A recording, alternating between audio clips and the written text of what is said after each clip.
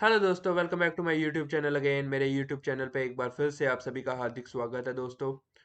तो दोस्तों, आज मैं बात करने जा रहा हूँ एक ऐसी इन्वेस्टमेंट के बारे में। अगर आप इसमें सिस्टेमेटिकली पर मंथ सही से इन्वेस्ट करोगे तो guys believe me, at the longer period of time, जब आपकी एज रिटायरमेंट एज हो जाएगी एट द एज ऑफ 50 और 60, आपके पास एक अच्छा खासा जो सम है वो बन जाएगा। तो आइए गाइस, बिना टाइम वेस्ट किए स्टार्ट करते हैं। प्लीज़ इस वीडियो को लास्ट तक देखिएगा। इस वीडियो में बताऊंगा कि क्या फ़ायदे हैं और क्या नुकसान है जो भी हमारी इन्वेस्टमेंट ऑप्शन है उसके। और इस साथ ही साथ में, अगर आपने अभी तक चैनल को सब्सक्राइब नहीं किया है दोस्तों, तो क्या वेट कर रहे हैं, प्लीज़ जाके सब्सक्राइब कीजिए पहले। और आइए शुरू करते हैं। इस वीडियो में बात करने जा रहा हूँ म्यूचुअल फंड के बारे में, सिप के बारे में। म्यूचुअल फंड आप सभी ने सुना होगा, सही है। आप सभी ने वो ऐड तो देखी होगी गाइज। म्यूचुअल फंड सही है, जिसमें हर बंदा यही चीख चीख के बोल रहा है। वो क्यों सही है और वो कैसे सही है, आज हम इस वीडियो में देखेंगे। सबसे पहले तो म्यूचुअल फंड जो होते हैं बहुत ज़्यादा टाइप्स के होते हैं। अगर मैं इसका एक ओवरव्यू दूं तो आप यहाँ पे देख सकते हैं, मैंने साइड में पेटीएम मनी की ऐप खोल ली है। तो यहाँ पे आप देख सकते हैं, आप किसी भी म्यूचुअल फंड में से सिलेक्ट कर सकते हैं इक्विटी, बैलेंस, डेप्ट और टैक्स। जो डेप्ट और बैलेंस म्यूचुअल फंड होते हैं वो लो या मीडियम रिस्क की कैटेगरी में आते हैं, जिसमें आपको जो रेट ऑफ इंटरेस्ट है वो तकरीबन 6 से 9% का जो है देखने को मिल जाता है। और जो वेरी हाई या हाई रिस्क वाले म्यूचुअल फंड होते हैं वो यूजुअली जो इक्विटी म्यूचुअल फंड होते हैं वो होते हैं, जिसमें आपको 10% से लेके 15% तक का रेट ऑफ इंटरेस्ट भी आराम से मिल जाता है। अब गाइस, किस पे कितना इन्वेस्ट करना है और म्यूचुअल फंड कौन सा वाला चूज करना है, ये आप पे डिपेंड करता है। आपकी रिस्क टेकिंग कैपेबिलिटी पे डिपेंड करता है। सपोज अगर आपकी आज की एज जो है वो 20 है या 30 है, तो आप हाई रिस्क वाले में या वेरी हाई रिस्क वाले में जा सकते हो।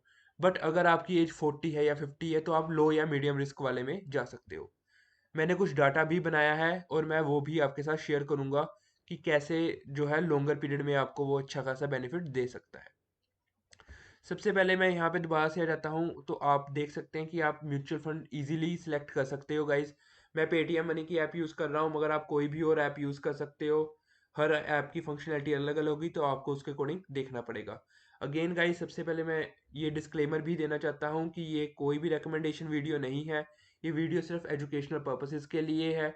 अगर आप कोई भी इन्वेस्टमेंट करना चाहते हैं तो उसके लिए सबसे पहले अपने फाइनेंशियल एडवाइज़र के साथ डिस्कशन कर लें और उसके बाद ही कोई इन्वेस्टमेंट करें। तो आइए वीडियो पे वापस आ जाते हैं। तो आप यहाँ देख सकते हैं फंड कैटेगरीज। तो डिफरेंट डिफरेंट फंड को की कैटेगरीज के अकॉर्डिंग आप इसको सिलेक्ट कर सकते हैं। सपोज अगर मैं एक मल्टी कैप फंड ले लेता हूँ, तो इसमें ये मेरे मुझे जितने भी मल्टी कैप फंड है वो बता देगा, अवेलेबल है। साथ में उनकी रिटर्न भी बता देगा क्या है। अब क्या क्या चीज़ें हैं इसमें, क्या क्या नहीं है, वो मैं कैसे सिलेक्ट कर सकता हूँ, आइए देखते हैं। सब सपोज मैंने ये सिलेक्ट कर लिया, Nippon India multi cap fund direct growth. अब इसकी जो नैव है वो है 56 रुपीज़ एंड 57 पैसे। इसका क्या मतलब है, नैव क्या होती है सिप में। तो गाइज, जैसे आप इसको ऐसे ले लो कि जैसे शेयर मार्केट में शेयर होते हैं, आपका जैसे एसबीआई का एक शेयर है उसकी एक वैल्यू है, वैसे ही म्यूचुअल फंड में इनकी नैव होती है। एक नैव का एक यूनिट की ये वैल्यू है।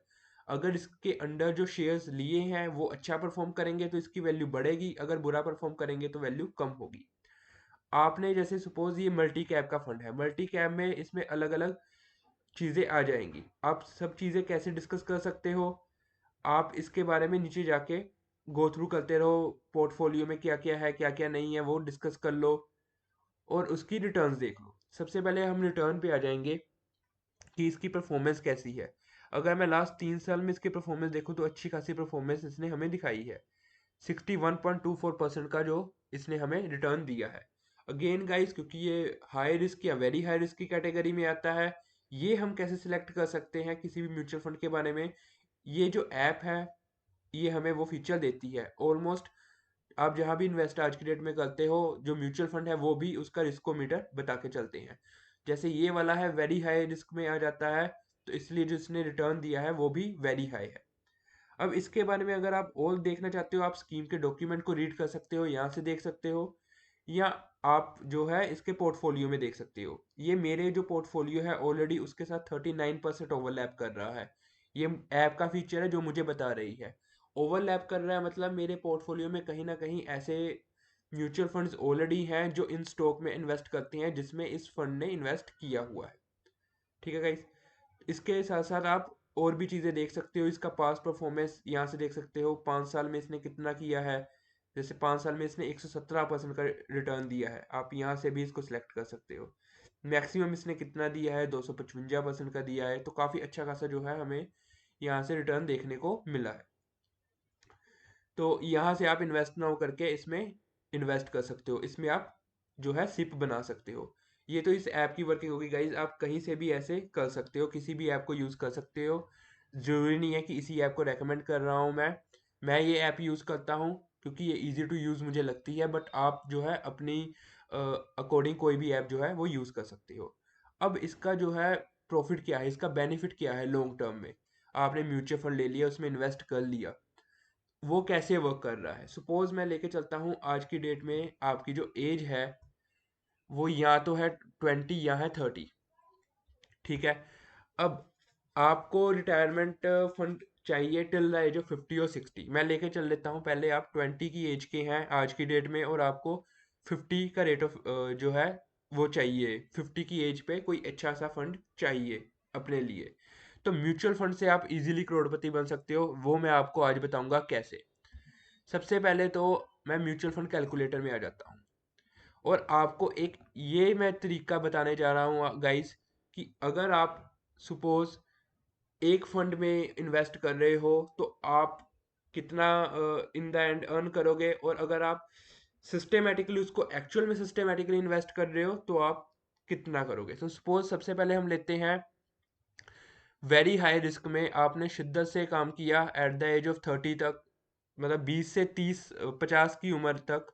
तो 30 साल हो गए आपने इन्वेस्ट किया, हर मंथ 10,000 इन्वेस्ट किया और आपको मिला रेट ऑफ इंटरेस्ट उस पर 12%। ठीक है गाइस। तो आपके पास जो एक अमाउंट बन के आ जाएगी वो ये है, जो आपकी मेच्योरिटी अमाउंट होगी 3.5 करोड़ से ज़्यादा।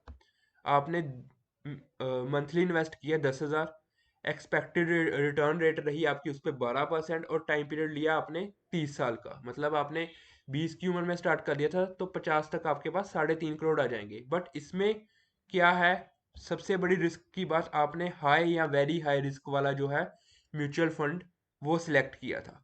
उसके साथ ही क्योंकि हमने देख रहे हैं कि वही इस कैटेगरी में आता है जो हमें 12% रिटर्न देगा, तो इसमें जो हमारे रिस्क टेकिंग है वो भी ज़्यादा हो गई। बट सपोज इसके अलावा आपने जो है मीडियम रिस्क वाले में किया तो उससे क्या हुआ, आपको जो एक्सपेक्टेड रेट ऑफ रिटर्न मिला वो कुछ 9% के आसपास मिला। ठीक है। 30 ईयर्स की एज तक आपने फिर से उसको किया, मतलब 20 से लेके 50 की एज तक, और 30 साल आपने टोटल उसका जो टाइम पीरियड था जिसमें आपने इन्वेस्ट किया। तो आपकी टोटल वैल्यू कितनी होगी, 1.88 करोड़। बट इसमें भी क्या है, इसमें भी इन द एंड थोड़ा बहुत रिस्क तो है, मीडियम रिस्क तो इसमें भी अवेलेबल है। तो अगर हाई रिस्क में आपने किया तो आपके पास जो अमाउंट बन गई वो तकरीबन 3.5 करोड़ बन गई। और अगर आपने मीडियम रिस्क पे किया तो जो आपकी अमाउंट है वो तकरीबन 1.88 करोड़ बन गई। ठीक है। अब 188 करोड़, क्या बात है दोस्तों, 1.88 करोड़ बन गई। अब सपोज आप हाई रिस्क या मीडियम रिस्क में नहीं करना चाहते तो उसके लिए मैं आपको एक आसान तरीका भी बताता हूँ जिसके अकॉर्डिंग आप करोड़पति बनेंगे। अब सपोज आपने लो रिस्क वाले में किया, ठीक है, तो आपकी जो एज है और आपने 30 साल ही वैसे ही रखा तो आपको 7% का रेट ऑफ इंटरेस्ट मिला तो भी आप करोड़पति बन गए। देखिए 1.22 करोड़ इसमें बन गया लो रिस्क में, 1.22 करोड़। तो आप देखिए हर तरीके से अगर आप कर रहे हैं हाई मीडियम या लो में तो करोड़पति तो गाइज आप बन ही रहे हैं। ठीक है।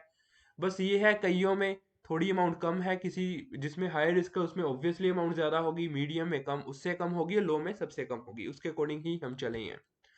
अब सपोज आप चाहते हो कि अभी आपकी एज 20 है, आप चाहते हो कि अगले 10 साल तो यार मैं हाई रिस्क ले सकता हूँ, तो मैं हाई रिस्क ही लेता हूँ। ठीक है, उसके बाद मैं मीडियम लूंगा और उसके बाद मैं लो लूंगा। मतलब सपोज आज आपकी एज 20 है, आप कह रहे हो कि 20 से 30 की एज तक तो मैं प्रॉपर रिस्क ले सकता हूँ, तो मैं हाई रिस्क में इन्वेस्ट करूंगा। ठीक है, 30 से 40 में आप कह रहे हो कि भाई मेरे पे जिम्मेवारियां आ जाएंगी, शादी वगैरह हो जाएगी, तो और जिम्मेवारियां आ जाएंगी, तो मैं इतना हाई रिस्क नहीं ले सकता। बट हाँ, मैं रिटायरमेंट एज से अभी भी थोड़ा दूर हूँ ज़्यादा, तो मैं मीडियम रिस्क ले सकता हूँ, तो आप मीडियम रिस्क के अकॉर्डिंग इन्वेस्ट करोगे। और लास्ट में, लास्ट 40 to 50 आप कह रहे हो भाई अब तो मैं बिल्कुल भी रिस्क नहीं ले सकता, अब तो मैंने रिटायरमेंट ही प्लान करनी है, क्योंकि अब खर्चे भी बहुत बढ़ गए हैं, तो रिस्क तो दूर दूर तक नहीं ले सकता। तो अब आप इसमें लो रिस्क के अकॉर्डिंग इन्वेस्ट करोगे। आप इन्वेस्टमेंट जो आपकी अमाउंट है 10,000 ही रही पूरे 30 सालों में। आपने 20 से 30 की उम्र में भी 10,000 ही इन्वेस्ट किया, 30 से 40 में भी किया। अगर आप ज़्यादा कर सकते हो तो गाइज वो बहुत अच्छी बात है, मगर मैं ये सारी कैलकुलेशन जो है आपको बताऊंगा सिर्फ 10,000 की इन्वेस्टमेंट पे मंथली। और 40 से 50 में भी आपने 10,000 ही इन्वेस्ट किया। अब सबसे पहले आइए यहाँ पे, तो जब आपने 20 से 30 की उम्र में 10,000 इन्वेस्ट किया, 12% के रेट ऑफ इंटरेस्ट से वो बन गया आपका 23,23,000। तो जब 30 की आपकी एज हुई, तो आपके पास, आपने हाई रिस्क वाले में किया था, उससे आपको 12% का रेट ऑफ इंटरेस्ट मिला, तो आपकी जो अमाउंट बन गई 23,23,000। अब इस 23,23,000 को आपने एक लमसम अमाउंट पकड़ी और आपने एक मीडियम रिस्क वाले में अगले 10 साल के लिए डाल दिया, जिसमें आपको मिला 9% के अकॉर्डिंग मीडियम रिस्क वाले में। और वो बन गया तकरीबन 55 लाख और 311 रुपये। ठीक है, और साथ ही साथ आपने एक और सिप स्टार्ट कर दी थी, वो भी मीडियम रिस्क के साथ ही की थी। ठीक है, उस पर भी आपको 9% का ही रेट ऑफ इंटरेस्ट मिला, 10,000 की उस पर, और वो बन गई 19,49,656 रुपये के करीब। ठीक है, अब आपने क्या किया, एट द एज ऑफ 40 आपके पास एक ये लमसम अमाउंट होगी, एक ये लमसम अमाउंट होगी। तो आपने, अब हमारा क्या टारगेट था कि 40 to 50, भाई अब तो मैं ज़्यादा रिस्क नहीं ले सकता, अब मैं कम रिस्क ले सकता हूँ, तो मैं लो वाले म्यूचुअल फंड में इन्वेस्ट करूंगा, जिसमें जो रेट ऑफ इंटरेस्ट चाहे मुझे कम मिल जाए, बट जो मेरा प्रिंसिपल अमाउंट है अब वो ज़्यादा सेफ रहे। ठीक है, तो आपने एक लो रिस्क म्यूचुअल फंड में इन्वेस्ट कर दिया। उससे क्या हुआ, आपने दो डायरेक्ट पेमेंट्स मारी, दो लमसम वैल्यूज में अमाउंट मारी। एक म्यूचुअल फंड में आपने लो रिस्क वाले में 55 लाख डाल दिए, जो 7% के साथ अगले 10 साल में 1 करोड़ बन गए। तो कंग्रेचुलेशन गाइज, आप यहाँ पे भी करोड़पति बन गए। बट आपके पास तो एक और इन्वेस्टमेंट पड़ी हुई है अभी, ये 19 लाख रुपए वाली। क्यों? क्योंकि ये आपने 30 से 40 की उम्र में ये जोड़ी है, तो आपने इसको भी लमसम में डाल दिया 7% के अकॉर्डिंग। ये वैल्यू भी 38 लाख के करीब बन गई। और साथ में आपने 40 से 50 की उम्र में भी 10,000 रुपये जो है वो इन्वेस्ट किए पर मंथ, क्योंकि हमने यहाँ पे भी लिया था कि हमने 30 साल लगातार इन्वेस्ट किए हैं 10,000। ठीक है, तो इस कैलकुलेशन में क्या हुआ, वो भी 7% के अकॉर्डिंग 17,40,000 के करीब बन गए। अब जो आपके पास फाइनल अमाउंट इस कंडीशन में आएगी, वो आएगी हायर रिस्क। सबसे पहले 1 करोड़ वाली अमाउंट, जिसमें आपने पहले हाई रिस्क लिया था, फिर मीडियम लिया था, फिर लो लिया। फिर एक ऐसी अमाउंट जिसमें आपने मीडियम रिस्क लिया था और लो रिस्क लिया था, और एक ऐसी अमाउंट जिसमें आपने सिर्फ लो रिस्क लिया है। अब इन तीनों को अगर मैं प्लस कर देता हूं, तो आइए देखते हैं क्या सम बनता है। आप इसमें करोड़पति तो गाइज अगेन बन चुके हैं। क्यों? क्योंकि पहले ही ये करोड़ की अमाउंट बन चुकी है, सबसे 20 से 30 वाली एज वाली। ठीक है, 108,199,44 प्लस 3835,268 प्लस 174,0945। तो गाइस फिर से आप करोड़पति बन गए, कंग्रेचुलेशन। 1,63,96,000। अब इस वाली जो है अमाउंट का वो क्या बेनिफिट रहा, इसमें आपकी एज के अकॉर्डिंग जो है आपने इन्वेस्ट किया था। ठीक है, 20 से 30 में आपने हाई रिस्क लिया, 30 से 40 में आपने उससे कम लिया, और 40 से 50 में आपने बिल्कुल भी रिस्क नहीं लिया, और वो जो है आपकी मीडियम रिस्क वाली अमाउंट के तकरीबन करीब आ गई। तो गाइज ये एक बहुत ही इजी तरीका है जो आपको करोड़पति बनने से बिल्कुल भी नहीं रोक सकता लॉन्गर पीरियड ऑफ टाइम के लिए। बस आपको ये करना है कि आपको शिद्दत से इन्वेस्ट करना है 10,000 पर मंथ रेगुलरली बेसिस पे, और उसके बाद जो है आप इस तरीके से भी करोड़पति बन सकते हैं, और इन तरीकों से भी बन सकते हैं, हाई मीडियम और लो में। इसलिए कहते हैं म्यूचुअल फंड सही है। क्यों? क्योंकि अगर हमने उसको इस तरीके से लिया तो हमारे लिए बहुत ज़्यादा सही है गाइस, इसमें रिस्क हमारे लिए बहुत कम रहा। अगर ओवरऑल मैं रिस्क इसमें देख लूँ तो मीडियम के करीब भी नहीं रहा, मीडियम से भी कम रिस्क रहा है हमारे पास। ठीक है, जो मीडियम से भी हमारे पास कम रिस्क रहा है, जिस वजह से हमारा जो सम है इतना हुआ है। तो इसके अकॉर्डिंग आप इन्वेस्ट कर सकते हैं, इस आप इन्वेस्टमेंट स्कीम को यूज़ कर सकते हैं अपनी इन्वेस्टमेंट के लिए, और एक जो अच्छा खासा है इन्वेस्टमेंट अपने लिए बना सकते हैं फॉर द लॉन्गर रन, जो आपको बेनिफिशियल होगा। ठीक है गाइस, होप आप सभी को वीडियो अच्छी लगी होगी। अगर वीडियो अच्छी लगी हो तो प्लीज़ इसको लाइक कीजिएगा। अगर आपने चैनल को अभी तक सब्सक्राइब नहीं किया है तो प्लीज़ सब्सक्राइब कर लीजिएगा, क्योंकि मैं ऐसा कंटेंट डालता रहता हूँ, तो आप ऐसा कंटेंट देखिए, क्योंकि ये आपको फाइनेंशियली एजुकेट बनाता है, क्योंकि in the long run financial education सबसे ज़्यादा इंपॉर्टेंट है। तो इसी के साथ गाइज मैं वीडियो ख़त्म करता हूँ। अगर कुछ भी आप की क्वेरीज वगैरह हो तो आप कमेंट सेक्शन में कमेंट करके उसके बारे में पूछ सकते हैं। धन्यवाद।